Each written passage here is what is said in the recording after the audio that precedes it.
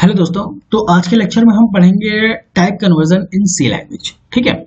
और जैसा कि हम जानते हैं डेटा टाइप के बारे में हमने पहले ही देख लिया है, तो मैं एक्सपेक्ट करके चलता हूं कि आपको डेटा टाइप के बारे में बेसिक्स तो पता ही होंगे कि डेटा टाइप क्या होता है, उसका स्टोरेज क्या होता है and how to implement data type. ठीक है। अगर आपको नहीं पता है तो आप पिछले वीडियो में जाइए, उसको देखिए और फास्ट फॉरवर्ड करके ही देखिए, 1.5 करके देखिए, समय बचाइए और फिर इस वीडियो पर आइए। ठीक है। तो हम देख रहे होंगे आज की वीडियो में टाइप कन्वर्जन इन सी। फिर हम देखेंगे कि ये कितने टाइप के होते हैं और फिर हम क्या करेंगे, कुछ एग्जांपल्स देखकर इसका कोड का इंप्लीमेंटेशन भी कर रहे होंगे। ठीक है। एंड देन हमारा टाइप कन्वर्जन क्लोज हो जाएगा। ठीक है। तो देखिए पॉइंट हम कुछ लिखते हैं टाइप कन्वर्जन के बारे में। Just one second. Type conversion in C language. Okay. तो हमारा पहला पॉइंट है टाइप कन्वर्जन बेसिकली है क्या। Type conversion is nothing converting one data type two another. ठीक है। इसका क्या मतलब हुआ, आपके पास एग्जांपल के तौर पे मान लीजिए आपकी कोई डेटा टाइप है जो कि फ्लोट टाइप का आपके पास एक डेटा टाइप है। ठीक है। y वैल्यू मान लेते हैं जिसकी वैल्यू है 3.14। ठीक है। इसको अगर अभी करंट में आपके पास जो y data type y variable है, इसका डेटा टाइप क्या है, फ्लोट है। अगर इस y को आप टाइप कन्वर्जन करके इंटीजर में कर देते हैं तो इसी प्रोसेस को आप क्या कहते हैं, टाइप कन्वर्जन कहते हैं। ठीक। तो अब मैं इसको सिंपल वन लाइन में लिख देता हूं कि बेसिकली टाइप कन्वर्जन है क्या। ठीक है। वैसे तो मैंने आपको समझा दिया। ठीक है।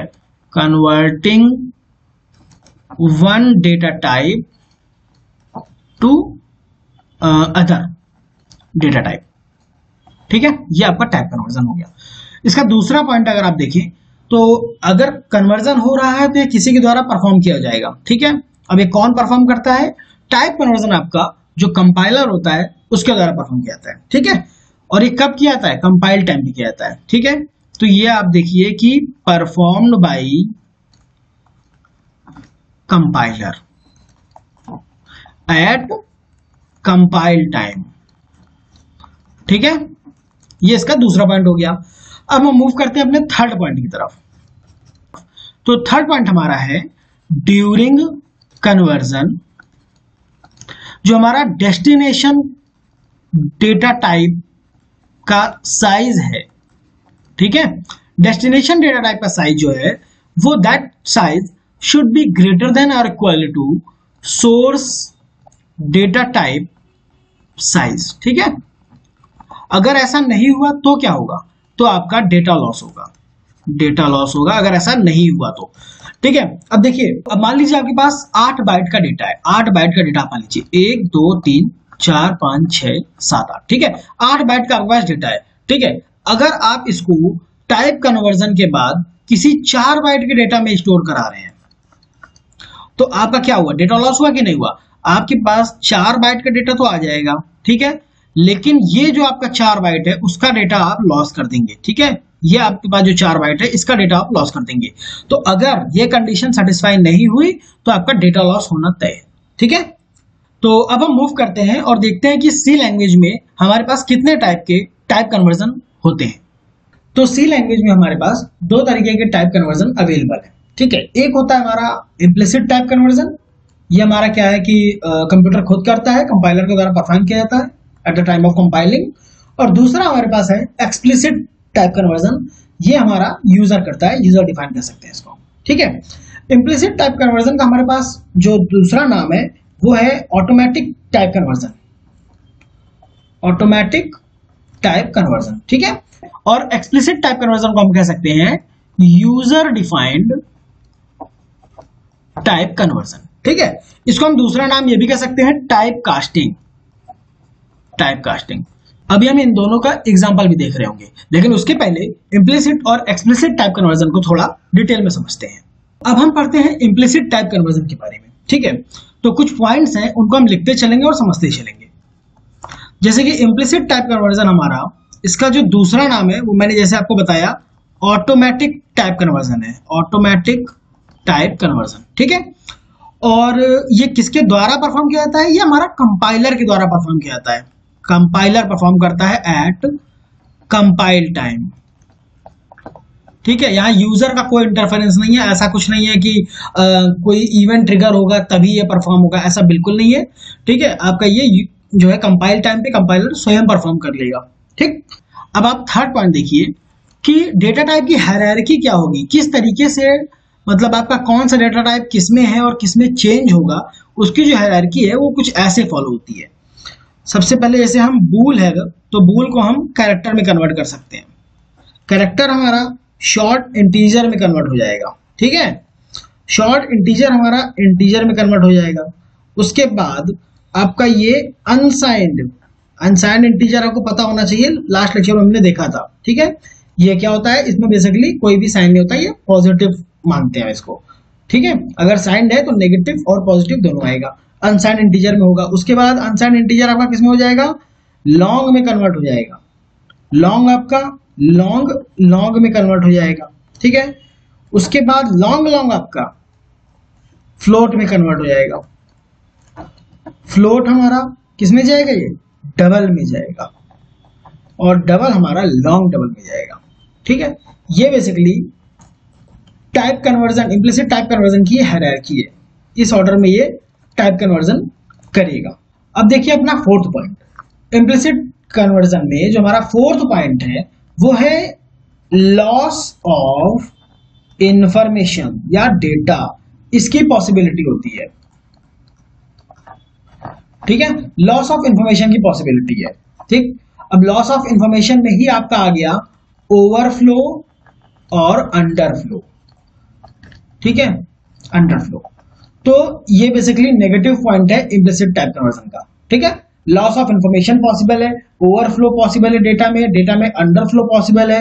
अब मान लीजिए साइंड और अनसाइंड के बीच अगर कन्वर्जन हो रहा है तो क्या होगा, डेटा लॉस हो सकता है, बिल्कुल हो सकता है, ठीक है। तो ये बेसिकली हमारे कुछ 4-5 पॉइंट है इम्प्लिसिट टाइप कन्वर्जन के रिगार्डिंग, ठीक है। अब हम मूव करते हैं अपने एक्सप्लिसिट टाइप कन्वर्जन में। तो हमारा जो नेक्स्ट टाइप कन्वर्जन है वो है एक्सप्लिसिट टाइप कन्वर्जन, ठीक है। इसका जो दूसरा नाम है वो है यूजर डिफाइंड टाइप कन्वर्जन, ठीक। या हम कह सकते हैं type casting of data type, ठीक है। तो इसके ये दो नाम और हैं।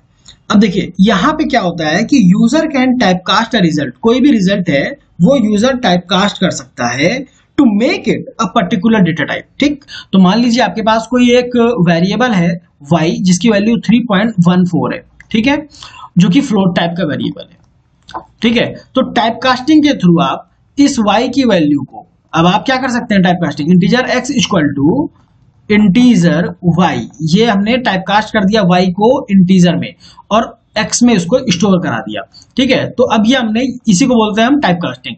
अब अगर हम प्रिंट कराएंगे इसकी वैल्यू को तो ये हमें देगा 3.14 नहीं देगा, ये 3 देगा। हमने y को हमने टाइप कास्ट कर दिया इंटीजर में, ठीक है। तो इसका जो हमारा सिंटैक्स है, सिंटैक्स अगर हम देखेंगे एक्सप्लिसिट टाइप कन्वर्जन का या टाइप कास्टिंग का, तो वो बेसिकली है टाइप, मतलब आपका जो डेटा टाइप है वो, और एक्सप्रेशन, ठीक है। ये आपका सिंटैक्स है, ठीक। या आप कह सकते हैं कि डेटा टाइप और जो भी आपका वेरिएबल है, ठीक। तो ये हमारा सिंटैक्स हो गया किसका, एक्सप्लिसिट टाइप कन्वर्जन का। आइए अब हम कुछ क्या करते हैं, इन दोनों का, इम्प्लिसिट और एक्सप्लिसिट का एक एक एग्जांपल समझते हैं।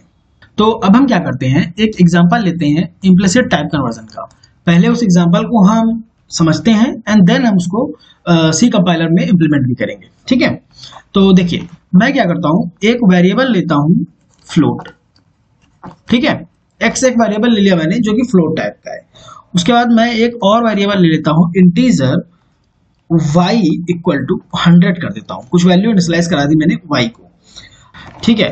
एक कैरेक्टर लेता हूं मैं z, जो मैं इनिशियलाइज करा देता हूं किसी एक कैरेक्टर से a से मैंने करा दिया, ठीक है। इसमें हम देख रहे होंगे कि कैसे इम्प्लिसिट टाइप कन्वर्जन हो रहा है एट कंपाइल टाइम। अब देखिए x की वैल्यू मैंने कुछ नहीं रखी है, y की वैल्यू 100 रख दी और z की वैल्यू को मैंने a बोल दिया, ठीक है। मैं क्या करता हूं, y इक्वल टू, जो कि इंटीजर टाइप का है, y प्लस z कर देता हूं, ठीक है। अब ये बेसिकली क्या है, y आपका इंटीजर टाइप का है और z आपका कैरेक्टर टाइप का है, ठीक। नेक्स्ट में क्या करता हूं, x की वैल्यू को, जो कि फ्लोट टाइप की है, x की वैल्यू में मैं y की वैल्यू ये जो कि इंटीजर टाइप की है प्लस एक्स्ट्रा 20 ऐड करा देता हूँ, ठीक है। और उसके बाद हम प्रिंट करा लेते हैं अपनी y की वैल्यू को और x की वैल्यू को। तो देखिए कैसे सॉल्व होगा इनिशियली फ्लोट की वैल्यू कुछ भी नहीं है तो कुछ भी एक गार्बेज वैल्यू इनिशियलाइज हो जाएगी, ठीक है, at this point of time. Then आपने देखा इंटीजर y इक्वल टू 100, ठीक है, आपका एक कोई y मेमोरी रहेगा जिसमें 100 स्टोर रहेगा। अब देखिए character z equal to a, ठीक है, कैरेक्टर आपका क्या है, एक z बोल दिया और यहाँ पे a स्टोर है, ठीक, जो कि कैरेक्टर टाइप का है। y equal to y plus z, अब यहाँ पे y में आप कैसा जोड़ रहे हैं, कैरेक्टर टाइप की वैल्यू को जोड़ रहे हैं, तो यहाँ पे क्या होगा, टाइप कन्वर्जन अपने आप आएगा, यहाँ आएगा टाइप कन्वर्जन, ठीक।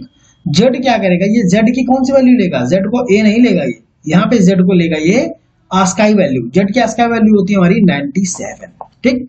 तो ये क्या करेगा, y इक्वल टू y की वैल्यू जो कि 100 है में 97 ऐड कर देगा और अब हो जाएगी y की वैल्यू 197, तो यहाँ पे आपका हो जाएगा 197, y की वैल्यू हो गई 197। x की वैल्यू अभी देखिए, अभी x क्या है, अभी x में गार्बेज वैल्यू है, कुछ भी नहीं है, y प्लस 20 मतलब 197 और प्लस 20, ठीक, तो ये क्या हो जाएगा, ये हो जाएगा 217, ये 217 आ गया। तो बेसिकली यहाँ पे आपका टाइप कन्वर्जन हुआ है, z की वैल्यू को इसने कैरेक्टर से आस्काई वैल्यू, कैरेक्टर से इंटीजर में कन्वर्ट कर दिया, ठीक है, और ये कब किया गया, किसके द्वारा किया गया, ये कंपाइलर के द्वारा किया गया at the time of compiling. तो अब अगर आप y की वैल्यू को प्रिंट कराएंगे तो आपको मिलेगा 197 और x की वैल्यू को प्रिंट कराएंगे तो आपको मिलेगा 217। अब इसी को हम चलिए इंप्लीमेंट करके देख लेते हैं। तो जो कोड अभी हमने समझा इम्प्लिसिट टाइप कन्वर्जन में, उसका आप इंप्लीमेंटेशन भी देख सकते हैं अपने स्क्रीन पर, ठीक है। तो यहाँ पर आप देखिए, यहाँ पे जो टाइप कन्वर्जन हुआ है बेसिकली वो इस लाइन पे हुआ है y equal to y plus z में, ठीक है, जो कि कंपाइलर के द्वारा किया गया। उसके बाद जो आपका रिजल्ट आया है वो आया है x की वैल्यू देखिए 217.0000 एंड देन y की वैल्यू हमारी है 197, और ये हमने अभी अभी ड्राई रन में भी हमने इसको देखा था, ठीक है। तो अब हम मूव करते हैं एक्सप्लिसिट टाइप कन्वर्जन की ओर, जो कि यूजर डिफाइंड होता है, ठीक है। तो अब हम एक एग्जांपल लेते हैं एक्सप्लिसिट टाइप कन्वर्जन का, जिसको हम यूजर डिफाइंड टाइप कन्वर्जन भी कहते हैं और टाइप कास्टिंग भी कहते हैं, ठीक। तो एक हम वेरिएबल लेते हैं x, जिसकी वैल्यू हम रखते हैं 1.2, ठीक है, इसके टाइप को हम करते हैं डबल, ठीक है। अब हम यहाँ पे यूजर डिफाइंड टाइप कन्वर्जन देखिए कैसे लगाते हैं, टाइप कास्टिंग देखिए हम कैसे लगाते हैं इस x वेरिएबल पे। हम क्या करेंगे, जो भी हमारा x है इसको हम इंटीजर में टाइप कास्ट कर देंगे और +1 करके इसको हम असाइन करा देते हैं इंटीजर y में, ठीक। अब अगर हम इसको प्रिंट कराते हैं, ठीक है, प्रिंट क्या कराते हैं, y को, इसका स्पेसिफायर क्या हो जाएगा, %d। अगर हम y को प्रिंट कराएंगे तो देखिए क्या वैल्यू आएगी। चलिए ड्राई रन करते हैं। x हमारा एक वेरिएबल है डबल टाइप का जिसकी वैल्यू है 1.2, ठीक है, ये हमारी पहली लाइन है। सेकंड लाइन में आप देखिए, सेकंड लाइन में आपका क्या है कि कन्वर्जन हो रहा है यहाँ पे, तो ये जो x है, ये जो हमारा x है जिसकी वैल्यू 1.2 है, ये कन्वर्ट होके हो जाएगा 1, ठीक। तो यहाँ पे जो वैल्यू आएगी वो आएगी 1 और 1 + 1 होके हो जाएगा 2 और ये 2 असाइन हो जाएगा हमारा y को, जो कि इंटीजर टाइप का है, ठीक। तो जब आप इसको रन कराएंगे तो इसका आउटपुट आएगा 2, ठीक है। तो स्क्रीन पर हम अपने एक कोड देख सकते हैं और यही कोड हमने एग्जांपल के तौर पे लिया था एक्सप्लिसिट टाइप कन्वर्जन को समझने के लिए, ठीक है। तो ड्राई रन में हमने देखा था एग्जांपल पे कि उसका आउटपुट जो है y की वैल्यू जो है 2 आई हुई थी। तो यहाँ पर भी आप वेरीफाई कर सकते हैं y की वैल्यू हमारा इम्प्लीमेंटेशन के बाद देखिए 2 आया हुआ है, ठीक है। और हाँ, एक और मैं चीज बताना चाहूंगा, लाइन नंबर 14 में ये जो हमारा x का टाइप कन्वर्जन हो रहा है, टाइप कास्टिंग हो रही है, जो कि y को असाइन हो रही है वैल्यू, यहाँ पर ऐसा नहीं है कि x की वैल्यू आपकी जो है 1 हो जाएगी, ठीक है। यहाँ पे x की वैल्यू एज इट इज अभी भी थ्रू आउट द कोड 1.2 ही रहेगी, बस x की टाइप कास्टेड वैल्यू आपने y को असाइन कर दी, ठीक है। इसका अगर आपको वेरीफाई करना है तो आप देख लीजिए, ठीक है। अगर अब मैं x की वैल्यू को प्रिंट कराता हूं तो अभी भी हमें 1.2 ही मिलेगा, ऐसा नहीं है कि वो 2 हो जाएगा। ये देखिए 1.2 इसकी वैल्यू है, चूंकि डबल में है इसलिए पॉइंट के बाद हमारा 000 लगा हुआ है, ठीक है। तो मैं आशा करता हूं दोस्तों कि आज आपने जो टाइप कन्वर्जन पढ़ा, उसके टाइप पढ़े और उसके जो एग्जांपल्स देखे और उसके बाद हमने जो कोड इंप्लीमेंटेशन देखा, वो सारी चीजें आपको समझ में आई होगी। ठीक है, लेकिन अगर फिर भी किसी को कोई भी डाउट है तो आप बस कमेंट करें, मैं एज सुन एज उसका रिप्लाई करने का ट्राई करूंगा और आपका जो भी डाउट होगा उसको क्लियर करने की मैं पूरी कोशिश करूंगा। तो ठीक है, अब मिलते हैं हम नेक्स्ट लेक्चर में, तब तक के लिए थैंक यू, धन्यवाद।